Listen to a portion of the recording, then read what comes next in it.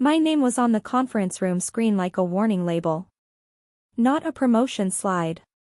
Not a birthday card. A spreadsheet. My mother stood by the window, arms folded, while my dad talked to the banker like I wasn't even there. My brother sat in the corner, staring at his shoes, quiet as a child. The banker tapped the paper and said, "This transfer history stops 3 months ago." No one looked at me. My mom finally turned and said, "So, what did you do?" And in that moment, I realized they didn't see me as family. They saw me as a payment plan.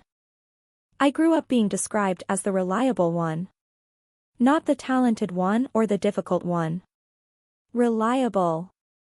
The word followed me through childhood, college, and into my first job. If something needed to be handled quietly, it landed on my plate. Bills, paperwork, school forms, last-minute favors. My parents spoke about it like a compliment. I learned early that being useful kept the peace. My brother was different. He drifted. Changed majors twice. Quit jobs with stories that always sounded half-finished. My parents worried about him out loud. About me, they assumed. When money came up, the conversation always curved in my direction. "You're stable," my dad would say. "You understand how things work." My mom would nod and add, "He just needs time." The first time they asked for help, it was small. A few $100s to cover rent after my brother lost another job. I sent it without hesitation. No discussion. No conditions. The second time, it was for a car payment. Then credit cards. Then a personal loan they had co-signed and couldn't keep up with. Each request came wrapped in reassurance. Temporary. Just until he gets back on his feet. Family helps family. What they never asked was how it felt to carry it alone. They didn't ask what I delayed or skipped to make it work. I stopped contributing to my retirement for a year. I worked overtime and said yes to projects I hated. When I sounded tired on the phone, my mom said, "We're proud of you." It sounded like closure, not concern. The pattern became normal. When my brother made a mistake, it became a family problem. When I absorbed the fallout, it became invisible. At holidays, my parents praised my brother for trying. They praised me for understanding. There was no applause for limits. Only gratitude when I didn't have any. The moment that shifted something happened at my kitchen table. My dad slid an envelope toward me, already opened.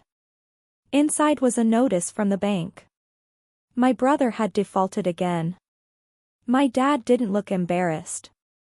He looked relieved. "We'll need you to take this over," he said.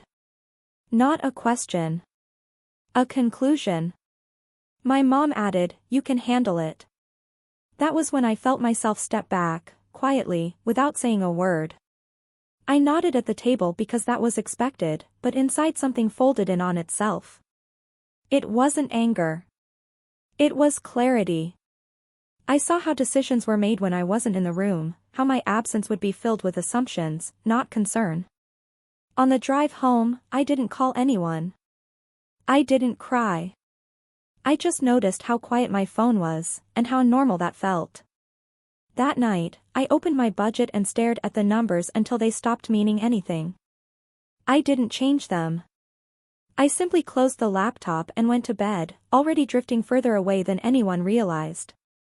No one noticed distance growing, and I let it. After that night, nothing officially changed. That was the strange part. There was no argument to mark the shift. No slammed doors. My parents still called the same way. My brother still texted when he needed something explained or covered. The structure stayed intact. I was the one who moved, quietly, underneath it. I started noticing how often my role appeared without being named. Group emails about family plans always ended with, "You can coordinate, right?" My mom forwarded documents without context, assuming I would read them, understand them, and respond. When my brother missed a deadline, my dad sighed and said, "He's overwhelmed," and then looked at me like a solution waiting to be activated. I stopped volunteering answers. If an email didn't ask me directly, I let it sit. If a message ended with a vague, "let us know," I didn't. No one commented on the change. They simply worked around it, the way people do when they assume something will eventually resume. Money was never discussed as pressure. That's what made it effective. There were no threats. Just expectations dressed as inevitability. When I didn't send my usual transfer one month, my mom texted, "Did something glitch with your bank?" I said no. That was it. She didn't ask again that day. The next week, my dad called during work hours. I let it go to voicemail. He left a message asking if everything was okay. His tone wasn't worried. It was cautious, like someone checking a locked door they expected to open. I didn't call back until the evening. By then, he had already spoken to my brother and decided I was busy. That's when I saw it clearly. Silence didn't alarm them. It inconvenienced them. My absence wasn't emotional. It was logistical. I had been confusing usefulness with belonging for years, and no one corrected me because it worked in their favor. Looking back, I could trace it further. College tuition paid late unless I followed up. Medical forms sent to me instead of handled. My parents spoke about my brother's stress as if it was weather. Something that happened to him. They spoke about my stability like infrastructure. Something that existed to support weight. I didn't announce a boundary. I didn't need to. I simply stopped cushioning the delays. I paid my own bills first. I restarted my retirement contributions. When my brother texted asking me to spot him for a bit, I replied the next day instead of immediately. Short answers. No apologies. He didn't push. He just forwarded the request to my parents. They adjusted, slowly. Not emotionally. Practically. My mom began calling my brother more often. My dad started reading the bank emails himself. The system wobbled, but it didn't collapse. Not yet. What shifted inside me wasn't anger. It was something steadier. I stopped rehearsing explanations. I stopped wondering how to phrase things gently. I realized I had been performing reliability for an audience that never clapped, only leaned closer. The relief surprised me. Not joy. Just space. I slept better. I stopped checking my phone during meetings. When my parents said, "We might need help soon," I nodded and changed the subject. For the first time, I understood that being quiet didn't mean being absent. It meant I was no longer available for the role they wrote for me without asking. The line was crossed on a weekday that looked like every other one. I was at work when I got an alert from my bank. A withdrawal attempt. Not from my checking account. From the shared account I had kept open for my parents' expenses. The one I funded automatically. The one no one ever asked permission to touch. It was declined. My phone rang less than a minute later. My mother. I let it ring. A text followed right away. "We were trying to move money around. Why is it blocked?" No greeting. No concern. Just confusion that the machine didn't respond. I didn't answer. That evening my dad emailed. Subject line, "Quick question." He wrote that they were a little confused and wanted to talk. He added, "Nothing serious. Just family stuff." I read it once and closed it. I didn't mark it unread. I didn't reply. The next day my brother texted. His message was careful, like it had been edited by someone else before sending. "Mom's really stressed. She said you're upset? If you could just help this once, it would calm things down." That's when it became clear. They weren't asking me to help. They were asking me to restore order. To step back into the role that made everything else easier. I didn't explain my finances. I didn't list what I had paid for over the years. I didn't say I was tired. I simply replied, I can't. There was no argument after that. Just space. Days passed. Then a week. Calls slowed. Messages became vague. When my parents talked to me, they spoke like people navigating unfamiliar ground. Polite. Careful. As if I might disappear if handled incorrectly. And in a way, I already had. For the first time, I wasn't waiting to be needed.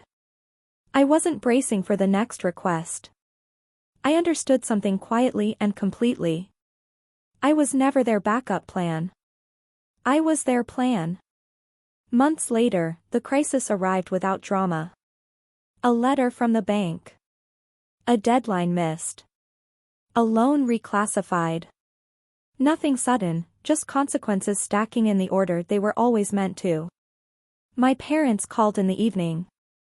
Both of them. Voices tight, polite, rushed. They spoke about paperwork and fees, about needing a signature, about how confusing it all felt. My mom said my name the way she used to when I was a kid and she needed something fixed fast. I listened. I didn't interrupt. They asked if I could come by. If I could look things over. If I could help them figure out next steps. The language was careful now, almost respectful, as if respect could be applied retroactively. I said I couldn't. There was a pause. Then explanations. How they were under pressure. How my brother was trying. How this wasn't anyone's fault. I let the words pass without catching them. What happened next didn't look like revenge. It looked like adjustment. They hired an advisor. They sold a car. They consolidated debt. My brother moved back in and took a job he didn't like. The system reshaped itself around the absence I had left. We still talk. Just not the same way. No assumptions. No forwarded documents. No envelopes slid across tables. When money comes up, it's discussed like a fact of life, not a resource attached to my name. I didn't win anything. I didn't get an apology. What I got was distance that felt honest. I moved forward quietly. I kept my routines. I planned for myself. When my phone rings now, it's because someone wants to hear my voice. Not because something needs fixing. Silence stayed with me, steady and earned, as I chose a future that finally fit.